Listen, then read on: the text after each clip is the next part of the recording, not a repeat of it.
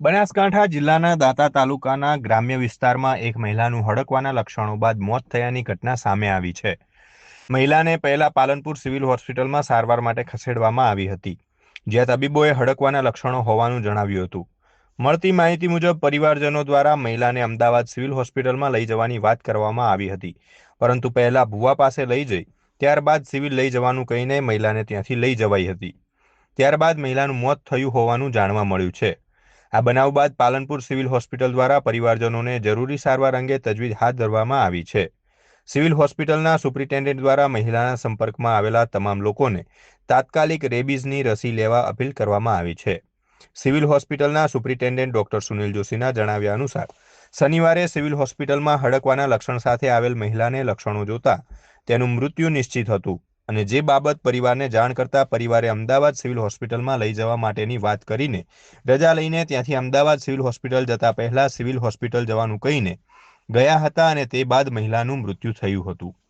Banas general hospital Palanpur ખાતે શનિવારના દિવસે એક મહિલા દર્દી 40 વર્ષની ઉંમરના આવ્યા હતા અને એમને હડકવા થયેલો હતો અને પાણી એમની સામે તરતા બહુ એમને ડર લાગતી હતી અથવા તો શરીર ખેંચી લેતા હતા પાછું અને બહુ સિરિયસ કન્ડિશન હતી. અમે એમને તપાસ કર્યા પછી એમના સગાવાલાને મેં બહાર બોલાવીને વાત કરેલી કે આ દર્દીને હવે હડકવા લાગી ગયો છે તો એમને બચવાની શક્યતા બિલકુલ છે નહીં. એટલે દર્દીના સગાએ કીધું કે અમને અમદાવાદ સિવિલ હોસ્પિટલની ચિઠ્ઠી લખી આપો. એટલે મેં અમદાવાદ સિવિલની ચિઠ્ઠી લખી આપી. પછી અમે નીકળી ગયા. પછી અમારા સ્ટાફને એ લોકો એવું કહેતા ગયા હતા કે અમે તો ભુવા પાસે જઈશું ને પછી સિવિલ જઈશું. પછી ઉડતા ઉડતા અમને સમાચાર મળ્યા છે કે રવિવારે, શનિવારના દિવસે, બીજા દિવસે જ રવિવારે દર્દીનું મૃત્યુ થઈ ગયેલું છે. હવે દર્દીના સગા જે પણ હોય એમનો અમે કોન્ટેક્ટ કરવા પ્રયત્ન કરીએ છીએ કે અહીંયા આવીને એન્ટીરેબિક વેક્સિન લઈ લે.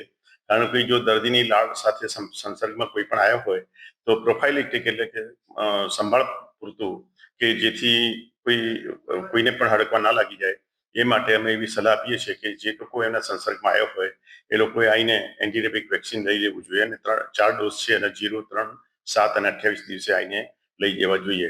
અમે પ્રયત્ન કરીએ છીએ કોન્ટેક્ટ કરવાનો. કુંડેલ ગામ છે દાંતા પાસેનો, એના રહેવાસી છે આ લોકો.